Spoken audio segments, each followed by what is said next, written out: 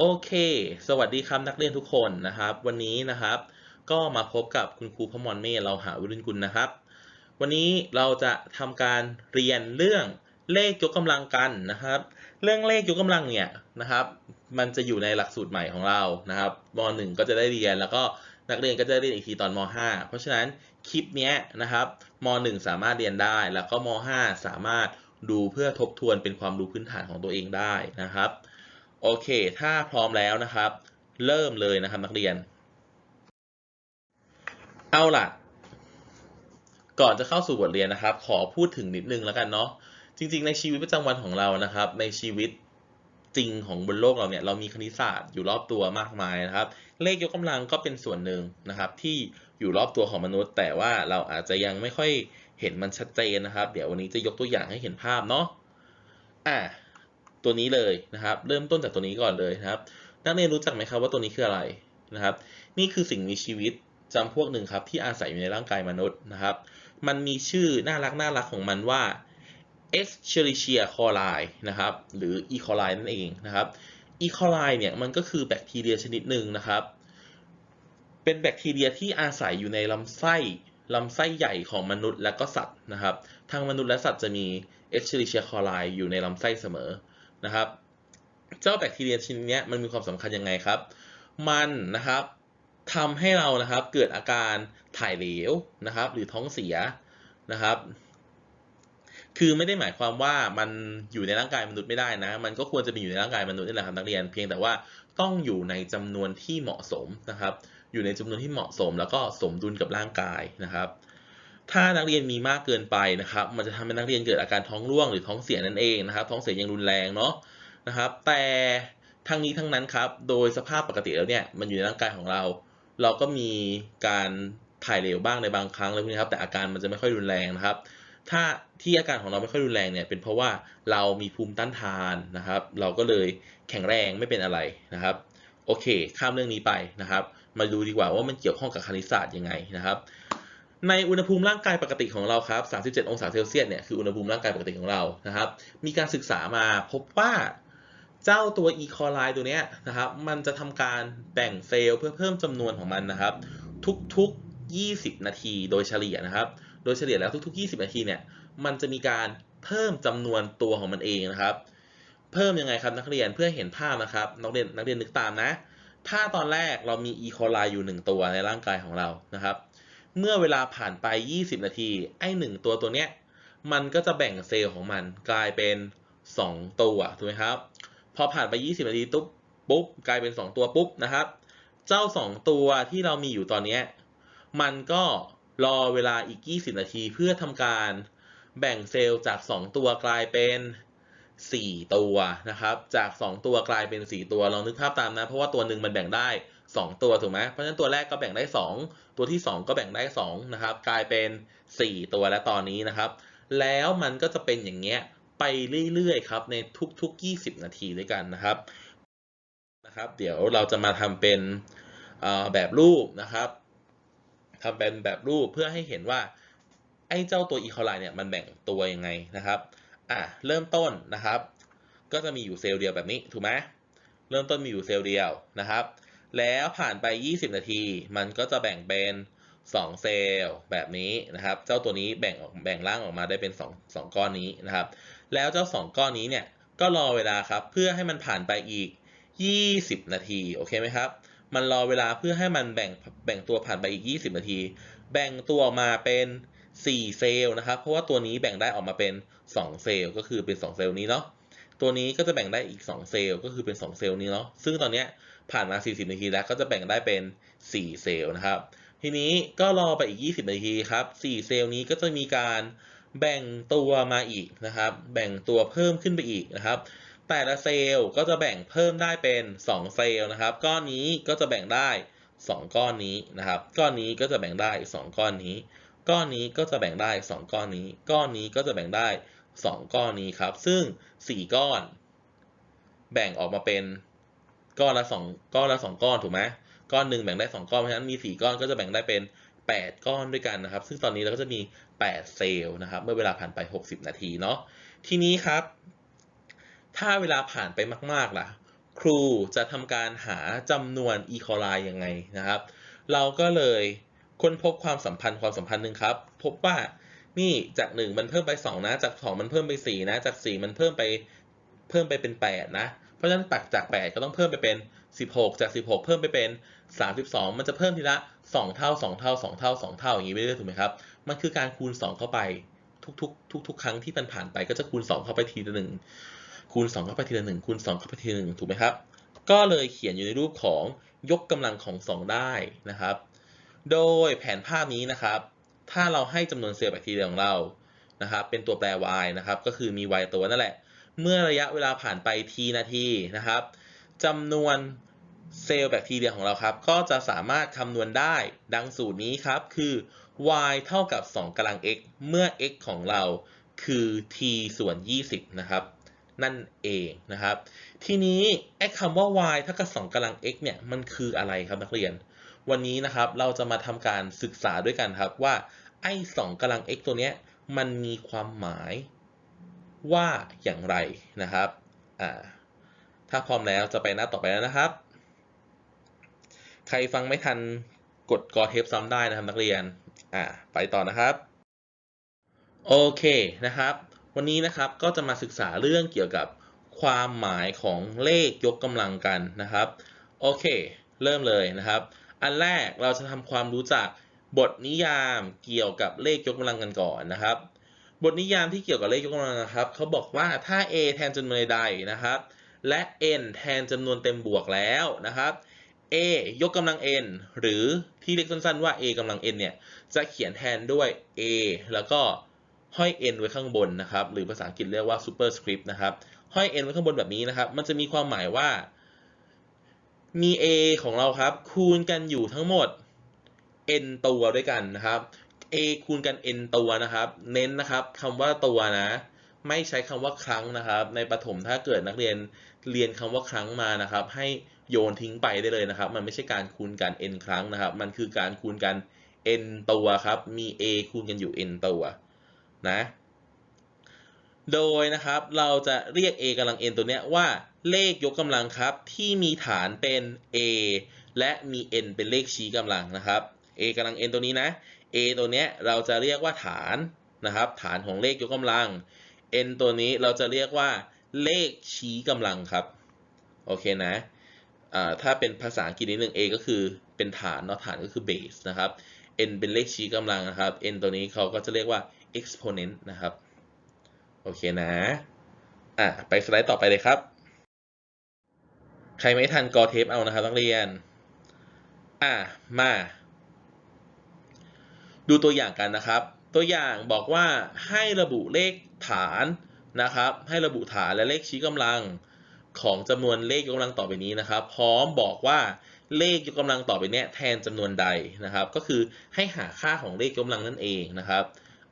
โจทย์มาแล้วนะครับมีทั้งหมด6ข้อด้วยกันเดี๋ยวเราจะไปดูทีละข้อนะตั้งใจดูนะครับนักเรียนตั้งใจดูนะครับจดตามก็ได้นะครับตั้งใจดูนะเราจะไปทีละข้ออย่างช้าๆนะครับนะครับไฮไลท์สีแดงไว้ก่อนจะทำข้อ1กับข้อ2ก่อนนะครับโอเคมาข้อ1ครับ7กำลัง3ครับ7ยกกำลัง3เราจะเห็นว่ามี7เป็นฐานถูกไหมเพราะฉะนั้นฐานของเราก็คือเลข7นะครับแล้วก็มี3เป็นเลขชี้กำลังถูกไหมครับเพราะฉะนั้นเลขชี้กำลังก็จะเป็นเลข3นะ7กำลัง3หมายความว่ายังไงครับ7กำลัง3ก็หมายความว่ามี7คูณกันอยู่3ตัวครับ7ตัวที่1คูณ7ตัวที่2แล้วก็คูณ7ตัวที่3นะครับมี7คูณกันอยู่3ตัวเนาะเพราะฉะนั้นนักเรียนก็เอา7คูณ7ก่อนครับ7คูณ7เป็น49นะครับท่อแม่สูตรคูณไปเลยนะ7คูณ7ได้49นะครับเพราะฉะนั้นเอา49คูณไปอีก7นึงครับ49คูณ7ก็จะเป็น9 7 63ใส่3ทด6 7 4 28ครับ28บวก6เป็น34นะครับเพราะฉะนั้น7กำลัง3ก็จะมีค่าเป็น343นะครับสังเกตนะครับ7กำลัง3คือ7คูณกัน3ตัวนะครับเน้นนะครับ7กำลัง3คือ7คูณกัน3ตัวไม่ใช่7คูณกัน3ครั้งนะมันคูณกันแค่2ครั้งนะครับนักเรียนเห็นนะนี่คูณครั้งที่1แล้วก็คูณครั้งที่2นะครับเพราะฉะนั้นมันจะเป็น7คูณกัน 3 ตัวนะครับไม่ใช่7คูณกัน3 ครั้งเพราะว่าในความเป็นจริงมันคูณกันแค่2 ครั้งครับนักเรียนเพราะฉะนั้นให้นักเรียนลืมที่เคยเรียนมาได้เลยนะครับว่ามันคือคูณกันเท่านั้นครั้งคูณกันเท่านี้ครั้งไม่ใช่นะครับมันคือคูณกันเท่านี้ตัวคูณกันเท่านั้นตัวนะครับ7กำลัง3ก็คือ7คูณกัน3 ตัวนั่นเองนะครับข้อที่2ครับลบ3ทั้งหมดกำลัง5นะครับลบ3ทั้งหมดกำลัง5เราใช้คำว่าทั้งหมดนะถ้ามันอยู่ในวงเล็บนะครับเราจะใช้คำว่าทั้งหมดลบ3ทั้งหมดกำลัง5ครับเราก็จะพบว่าเลขที่เป็นเลขฐานก็คือเลขที่อยู่ในวงเล็บนั่นเองนะครับก็คือเลขที่เป็นจำนวนเต็มที่ติดลบก็คือจำนวนลบ3นะครับฐานก็เลยเป็นเลขลบ3ครับส่วนเลขชี้กำลังมันเป็นบวกอยู่แล้วถูกไหมก็จะเป็นเลขชี้กำลังก็จะเป็นเลข5นะครับเพราะฉะนั้นลบ3กำลัง5ก็จะมีฐานเป็นลบ3มีเลขชี้กำลังเป็น5ครับเพราะฉะนั้นความหมายของมันก็คือลบ3ทั้งหมดกำลัง5ก็คือลบ3คูณกันทั้งหมด5ตัวด้วยกันนะครับเพราะฉะนั้นนักเรียนก็เอาลบ3คูณลบ3คูณลบ3คูณลบ3คูณลบ3นะครับก็จะมีลบ3คูณกัน5ตัวเดี๋ยวค่อยมาคูณพร้อมกันเนาะลบ3คูณลบ3ครับกลายเป็น9นะครับลบ3คูณลบ3นะกลายเป็น9นะครับเพราะว่าลบคูณลบเป็นบวกนะตอนนี้2ตัวเนี้ยเป็น9ไปแล้วนะครับเดี๋ยวไฮไลท์ให้ดู2ตัวเนี้ยเป็น9ไปแล้วเดี๋ยวครูจะคูณต่อนะครับ2ตัวนี้เป็น9ไปแล้วนะเดี๋ยวครูจะคูณต่อครับเอา9คูณกับลบ3ครับ9คูณกับลบ3เป็นเปลี่ยนเป็นสีเหลืองนะ9คูณกับลบ3เป็นลบ27ครับโอเคไหมแล้วเอาลบ27ไปคูณกับลบ3ครับลบ27ไปคูณกับลบ3กลายเป็นลบคูณลบเป็นบวกถูกไหมครับลบคูณลบเป็นบวกเพราะฉะนั้นก็เอา27คูณ3ได้เลยเป็น81ครับ81คูณลบ3ก็กลายเป็น81คูณลบ3ก็ต้องติดลบ243นะครับติดลบ243เพราะฉะนั้นคำตอบก็คือลบ243นั่นเองครับผมแหมลายมือไม่ค่อยสวยเลยนะครับไม่เป็นไรนะโอเคนะลบ243นะครับไปต่อนะครับข้อต่อไปขอดูข้อ3กับข้อ4แล้วกันนะครับข้อ3กับข้อ4ถ้าไปไม่ทันหยุดเทปก่อนได้นะครับนักเรียนเมื่อกี้นะครับครูอาจจะไปเร็วเกินไปนะแต่ถ้าเกิดนักเรียนไปไม่ทันหยุดเทปก่อนนะครับแล้วค่อยๆไปข้อ3นะครับลบ2ทั้งหมดกำลัง4นะครับลบ2ทั้งหมดกำลัง4นะครับเราก็จะพบว่าลบ2กำลัง4ของเรานะครับลบ2ทั้งหมดกำลัง4ของเรานะครับจะมีเลขฐานเป็นลบ2ครับแล้วมีเลขชี้กำลังเป็น4นะครับพอลบ2อยู่ในวงเล็บนะครับก็เลยเป็นฐานนะครับส่วนเลขชี้กำลังของเราก็จะเป็นเลข4นะครับเพราะฉะนั้นลบ2กำลัง4ของเราลบ2ทั้งหมดกำลัง4ของเรานะครับลบ2ทั้งหมดกำลัง4ของเราก็จะเขียนอยู่ในรูปของลบ2คูณลบ2คูณลบ2คูณลบ2นั่นเองนะครับทีนี้ก็ค่อยๆคูณนะครับลบ2คูณลบ2เป็น4เนาะลบ2คูณลบ2เป็น4นะครับลบ2คูณลบ2เป็น4อีกรอบหนึ่งนะครับลบ2กับลบ2ตัวนี้คูณกันเป็น4อีกรอบหนึ่งนะครับเพราะฉะนั้นตอนนี้ก็จะกลายเป็น4คูณ4และ4คูณ4มีค่าเป็น16นะครับโอเคนั่นคือคำตอบนะครับ16นั่นคือคำตอบเอาละต่อนะครับข้อ4นะครับ1ส่วน2ทั้งหมดกำลัง3ครับ1ส่วน2ทั้งหมดกำลัง3ของเรานะครับก็จะมี1ส่วน2เป็นฐานนะครับแล้วก็3เป็นเลขชี้กำลังเนาะเพราะฉะนั้น1ส่วน2ทั้งหมดกำลัง3นะครับก็คือมี1ส่วน2คูณกันอยู่ทั้งหมด3ตัวนะครับนักเรียนก็คูณเศษส่วนปกติเลยนะครับเอาเศษคูณเศษคูณเศษส่วนคูณส่วนคูณส่วนนะครับเพราะฉะนั้น1คูณ1คูณ1ก็ได้เป็น1นะครับ2คูณ2คูณ2ก็จะกลายเป็น8นะครับต่อไปครับเป็นข้อ5กับข้อ6แล้วนะครับข้อ5กับข้อ6ดูข้อ5ก่อนนะครับ 0.1 ทั้งหมดกำลัง3ครับเพราะฉะนั้นเลขไหนอยู่ในวงเล็บเลขนั้นเป็นฐานครับฐานของ 0.1 กำลัง3นะครับก็จะมีเลขฐานเป็น 0.1 ครับแล้วก็จะมีเลขชี้กำลังเป็นเลข3นะครับเพ ราะฉะนั้น 0.1 กำลัง 3 เนี่ยก็คือ 0.1 คูณ 0.1 คูณ 0.1 นั่นเองนะครับนักเรียนก็เอา 0.1 คูณ 0.1 คูณ 0.1 นะครับ 0.1 คูณ 0.1 ก็เป็น 0.01 นะครับ 0.01 คูณกับ 0.1 ก็จะเป็น 0.001 นะครับข้อนี้ไม่ยากนะครับนักเรียนไปดูข้อ 6 ดีกว่าข้อ 6 นี่คือไฮไลท์เลยนะครับลบ 4 กำลัง 2 ครับลบของ 4 กำลัง 2 ถ้านักเรียนเจอแบบนี้นะครับนักเรียนเห็นไหมครับว่ามันไม่มีวงเล็บนะครับจำนวนนี้มันไม่มีวงเล็บถ้ามันไม่มีวงเล็บครับอันไหนที่ติดอยู่กับเลขชี้กำลังครับยกกำลังแค่เลขนั้นครับนักเรียนตัว4เนี่ยติดอยู่กับเลขยกกำลังติดอยู่กับเลขชี้กำลัง2ถูกไหมครับเพราะฉะนั้นเรายกกำลัง2แค่4พอครับลบไม่จำเป็นต้องไปยกกำลังมันโอเคนะเพราะฉะนั้นลบของ4กำลัง2นะครับก็จะเขียนได้อยู่ในรูปของลบของ4คูณ4นั่นเองนะครับเพราะฉะนั้นในตัวเนี้ยเลขฐานของเราก็จะเป็น4นะครับเลขชี้กำลังก็จะเป็น2ดูดีๆนะครับมันไม่มีวงเล็บนะครับถ้ามันไม่มีวงเล็บนั่นหมายความว่าไอ้ตัวที่เป็นฐานเนี่ยก็แค่เลขตัวที่ติดอยู่กับเลขชี้กำลังแค่นั้นแหละนะครับตัวนั้นจะเป็นฐานเพราะฉะนั้นฐานก็จะเป็นเลข4นะครับเลขชี้กำลังก็จะเป็น2นะครับเวลาเขียนกระจายก็เขียนอยู่ในรูปของลบของ4คูณ4นั่นเองนะครับและนักเรียนก็เอา4คูณ4ก่อนได้16นะครับแล้วค่อยใส่ลบกลายเป็นลบ16ครับโอเคต่อไปเดี๋ยวเราจะให้นักเรียนลองทำเองแล้วนะเพราะว่า6ข้อที่ผ่านมาเนี่ยนะครับคุณครูทำให้นักเรียนดูแหละคุณครูทำให้นักเรียนดูทุกข้อเลยนะเดี๋ยว6ข้อต่อมานักเรียนจะต้องลองทำเองแล้วนะครับลองทำเองดูครับนักเรียนทำใส่กระดาษดูนะไม่ได้ยากนะครับค่อยๆทำเหมือนที่คุณครูเคยสอนนะครับไม่ยากครับนักเรียนค่อยๆตั้งสติเนาะกิจกรรมลองทำดูของเรานะครับให้นักเรียนนำกระดาษขึ้นมานะครับแล้วก็ระบุว่าไอ้เลขยกกำลังต่อไปเนี้ยนะครับมันมีฐานเป็นเลขอะไรครับมีเลขชี้กำลังเป็นเลขอะไรนะครับแล้วก็พร้อม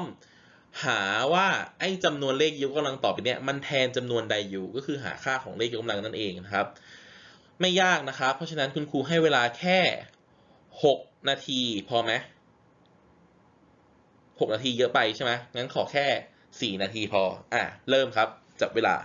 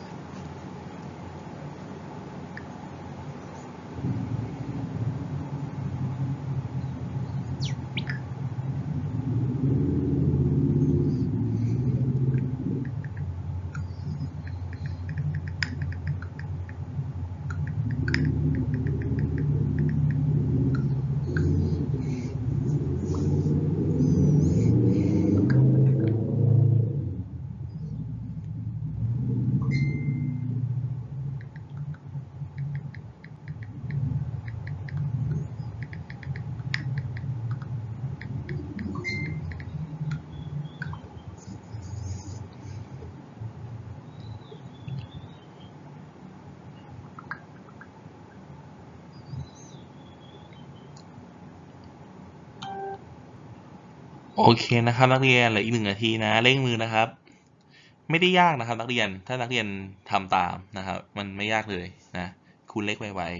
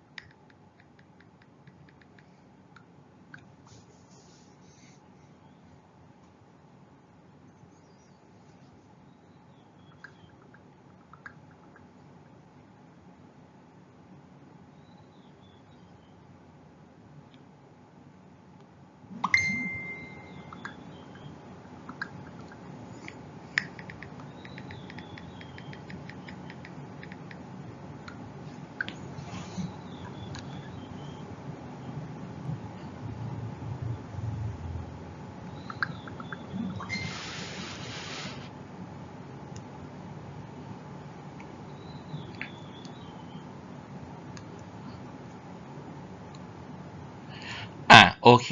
นะครับคิดว่าหลายๆคนน่าจะเสร็จกันแล้วนะครับเดี๋ยวเราไปดูเฉลยกันนะครับข้อแรก4 กำลัง 3นะครับเพราะฉะนั้นฐานก็คือเลข4เลขชี้กำลังก็คือ3นะครับเอา4คูณกัน3ตัวก็จะกลายเป็น64นะครับข้อ2ครับลบ5ทั้งหมดกำลัง4ครับลบอยู่ในวงเล็บเนาะเพราะฉะนั้นฐานก็คือลบ5ครับเลขชี้กำลังก็คือ4นะครับเพราะฉะนั้นเอาลบ5คูณกัน4ตัวนะครับก็จะกลายเป็น625นั่นเองนะครับข้อที่3ครับลบ4ทั้งหมดกำลัง3นะครับเพราะฉะนั้นฐานก็คือลบ4นะครับเลขชี้กำลังก็คือ3นะครับ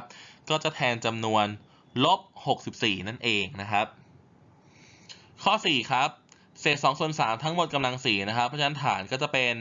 เศษ2ส่วน3ครับเลขชี้กำลังก็จะเป็นเลข4นะครับแทนจำนวน16ส่วน81นั่นเองนะครับนักเรียนก็เอา2คูณกัน4ตัวเนาะได้16นะครับ3คูณกัน4ตัวได้81นะครับต่อมาตัวที่5ครับ 0.3 ครับทั้งหมดยกกำลัง5นะครับ 0.3 ทั้งหมดยกกำลัง5นักเรียนก็ให้ฐานเป็น 0.3 ครับเลขชี้กำลังก็คือเลข5นะครับเพราะฉะนั้นเอา 0.3 คูณกัน5ตัวนะครับ 0.3 คูณกัน5ตัวก็จะกลายเป็น 0.00243 นะครับโอเคไหมทันไหมนะครับต่อไปข้อ6ครับลบของ3ทั้งหมดกำลัง4นะครับลบของ3กำลัง4ฐานของเรานะครับอย่างที่บอกครับถ้าไม่มีวงเล็บฐานก็คือเลขที่ติดอยู่กับเลขชี้กำลังนะครับขอโทษด้วยนะครับมือถือครูเด้งเหลือเกินนะครับฐานก็จะเป็นเลขที่ติดอยู่กับเลขชี้กำลังเพราะฉะนั้นฐานก็จะเป็นเลข3นะครับเลขชี้กำลังของเราก็จะเป็นเลข4นะครับเพราะฉะนั้นมันก็จะแทนจำนวนเอา3ไปยกกำลัง4ก่อนนะครับ3กำลัง4ได้เท่าไหร่ก็เอา3คูณกัน4ตัวนะครับ3คูณ3เป็น9 9คูณ3เป็น27 27คูณ3เป็น81ครับแล้วค่อยติดลบนะครับเพราะฉะนั้นลบของ3กำลัง4ก็คือลบ81นั่นเองนะครับเป็นไงครับนักเรียนเลขยกกำลังความหมายมันยากไหมครับไม่ยากเลยนะครับก็ค่อยๆไปหาแบบฝึกหัดเพิ่มเติมฝึกเอาแล้วกันเนาะนะครับเอาล่ะเพราะฉะนั้นวันนี้นะครับเราได้เรียนรู้อะไรไปบ้างครับแรกเลยครับเราได้เรียนรู้เกี่ยวกับบทนิยามของเลขยกกำลังนะครับเราบอกว่าถ้า a ของเราแทนจำนวนใดๆนะครับและ n แทนจำนวนเต็มบวกแล้วนะครับ a ยกกำลัง n หรือ a กำลัง n นะครับจะเขียนแทนด้วยสัญลักษณ์ a แล้วก็ห้อย n ไว้ข้างบนหรือ superscript n ไว้ข้างบนนะครับมันมีความหมายว่า a ของเรานะครับคูณกันอยู่ทั้งหมดนะครับเพราะฉะนั้นเราก็จะเรียก a เป็นฐานเลข n เป็นเลขชี้กำลังนะครับทีนี้ครับเราบอกว่าสำหรับจำนวนเลขยกกำลังใดๆนะครับที่อยู่ในรูปของ a กำลัง n เนี่ยเมื่อ a เป็นจำนวนใดแล้วนะครับและ n เป็นจำนวนนับเราสามารถสรุปได้ดังนี้ครับอันแรกเลยถ้า a ของเรามีค่ามากกว่า0ครับนักเรียนสังเกตหรือเปล่า a มีค่ามากกว่า0 a กำลัง n ของเราก็จะมีค่ามากกว่า0นะครับเช่น3ของเราเนี่ยมันมากกว่า0อยู่ถูกไหมเพราะฉะนั้นครับ3กำลัง2ของเรานะครับยังไงก็มากกว่า0นะครับ3กำลัง2ก็คือ3คูณกัน2ตัวก็จะกลายเป็น9นะครับต่อมาเขาบอกว่าถ้า a น้อยกว่า0แล้วนะครับ a กำลัง n ของเราจะมากกว่า0เมื่อ n เป็นจำนวนคู่ดูเลยนะครับ-2ของเราน้อยกว่า0ถูกไหมเพราะฉะนั้นถ้าครูเอา-2ของครูนะครับทั้งหมดยกกำลังด้วยเลขตัวใดตัวหนึ่งสมมุติที่เป็นจำนวนคู่นะสมมุติเป็น2แล้วกันเนาะ-2กำลัง2ของเราก็คือใครครับก็คือ4ถูกไหมเอา-2คูณกัน2ตัวลบคูณลบเป็นบวก2คูณ2เป็น4นะครับ4ของเรามากกว่า0หรือน้อยกว่า0ครับ4ของเรามากกว่า0นะครับเพราะฉะนั้นเราก็จะพบว่านี่ไงถ้า a ของเราน้อยกว่า0เนี่ย a กำลัง n จะมากกว่า0เมื่อ n ของเราเป็นจำนวนคู่จริงไหมจริงนะครับนักเรียนโอเคนะอันนี้นักเรียนน่าจะสังเกตเห็นได้เองนะครับจากการทำแบบฝึกหัดเนาะต่อไปข้อ3ครับถ้า a ของเราน้อยกว่า0นะครับ a กำลัง n ของเราก็จะน้อยกว่า0เมื่อ n เป็นจำนวนคี่เหมือนเดิมเลยดูตัวอย่างนะครับ-2น้อยกว่า0เนาะ-2น้อยกว่า0ถูกไหมเพราะฉะนั้นครูลองเอา-2ทั้งหมดยกกำลัง3ดูสิเขียนไม่สวยเลยเอาใหม่-2ทั้งหมดยกกำลัง3ถูกไหมครับ-2ยกกำลัง3ได้อะไรครับนักเรียน-2ยกกำลัง3ก็คือ-2คูณกัน3ตัวถูกไหมเพราะฉะนั้น-2คูณ-2คูณ-2 -2คูณ-2เป็น4 4คูณ-2เป็น-8 -8ตัวนี้มากกว่า0หรือน้อยกว่า0ครับน้อยกว่า0ถูกไหมเพราะฉะนั้นเราก็จะพบว่าจริงด้วยนะครับเมื่อ a ของเราน้อยกว่า0เนี่ย a ยกกำลัง n ของเราจะน้อยกว่า0เหมือนเดิมเมื่อ n ของเรามันเป็นจำนวนคี่นั่นเองโอเคนะครับเพราะฉะนั้นเนี่ยบทเรียนวันนี้นะครับนักเรียนก็จะเรียนรู้ได้ประมาณนี้นะครับถ้าไม่เข้าใจนะครับย้อนกลับไปเรียนซ้ำอีกรอบหนึ่งนะครับได้เสมอนะครับถ้าเกิดพูดเร็วเกินไปก็ต้องขออภัยไว้ณที่นี้ด้วยนะครับโอเคถ้ามีอะไรสงสัยนะครับก็สามารถอินบ็อกซ์เข้ามาถามได้เลยนะครับวันนี้ขอจบบทเรียนของเราเพียงเท่านี้ครับสวัสดีครับ